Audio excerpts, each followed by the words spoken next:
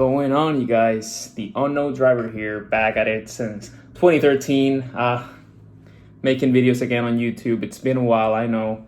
A lot of things have changed, but the passion for sim racing and motorsports in general has always stayed with me. So yeah, here I am back to sort of make a comeback to YouTube and sort of start making videos as to sort of a learning curve for how to actually drive around the track. And we're going to integrate some of the science of the vehicles, some of the raw driver feedback, and try to make it a learning process for everybody to sort of improve in the sim racing world and in racing in general.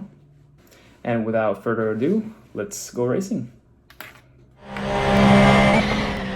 Alright, you guys, so in this video in particular, we're gonna talk about when do you want to do trail braking and when do you want to do full hard braking without cornering. So this, for example, is a corner where you want to do full braking and then you start rotating the vehicle. And you're gonna notice one thing in common is that typically when you do full hard braking without rotating or cornering the car, that will typically be on a slow speed corner that requires a lot of rotation on the vehicle. You're gonna notice that on the other hand, for high speed corners, you can take advantage of the grip that you have available on the tire, and you're gonna be doing a little bit of more trail braking. But then again, this is just advice, so it really depends on your driving style. This is just the way I see it. Here, for example, I do a lot of hard braking in a straight line, and then I slowly ease off the brake and start rotating, start developing that force into the corner, like that rotation. So this is another scenario where I do the same thing, a lot of hard braking, and then I slowly release the brake and go into the corner. Because the thing is, the more you use the capability of the grip that you have available, the faster you're going to be around the track, because basically you're doing more acceleration in all directions, right? So as long as you're making sure that you're taking advantage of that available grip, you're going to be extracting the most out of your vehicle. And then of course that's going to vary depending on the type of vehicle that you have, because for sure this is a rear engine vehicle, and it definitely has a much more different handling compared to a front or mid-engine vehicle. So take note of that. Typically these cars are going to be slightly more oversteery on corner exits. So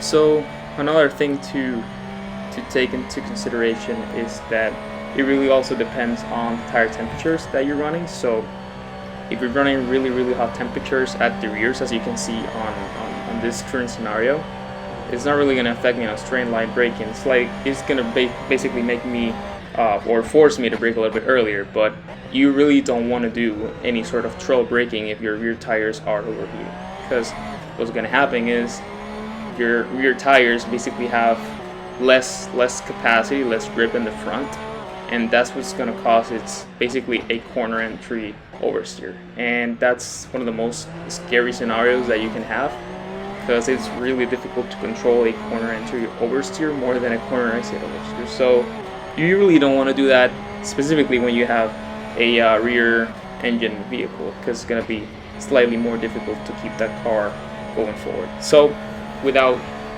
keeping that in mind, trail braking is very beneficial, but it goes down to what are your grip balance, what's the grip on each tire in different scenarios. So as of course in this gameplay that we're seeing right now, we're running at Assetto Corsa. It is one of the most realistic I consider, in the sense that you can really feel the difference in the balance of the car depending on the tire temperatures between the front and rear axle. So yeah, that's a really good way of getting the feeling of how the vehicle is affected by that, the changes in temperature. So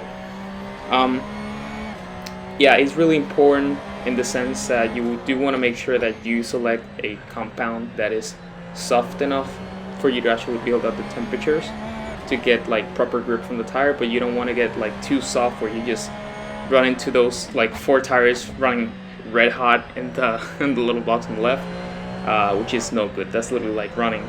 It's basically the same as running on ice. You have no grip. So here on this these 2 laps that we're seeing right now, I was kind of struggling because you can see that my rear right tire, it's slightly overheating, and that sort of makes it a little bit harder for me to do trail braking because the car literally just wants to rotate way too much.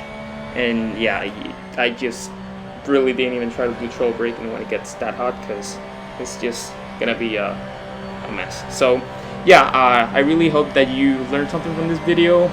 If you really liked it, please hit the thumbs up. If you have any feedback or any questions, please leave them on the comment section and I'll be happy to answer them. Thank you guys. Have a good day.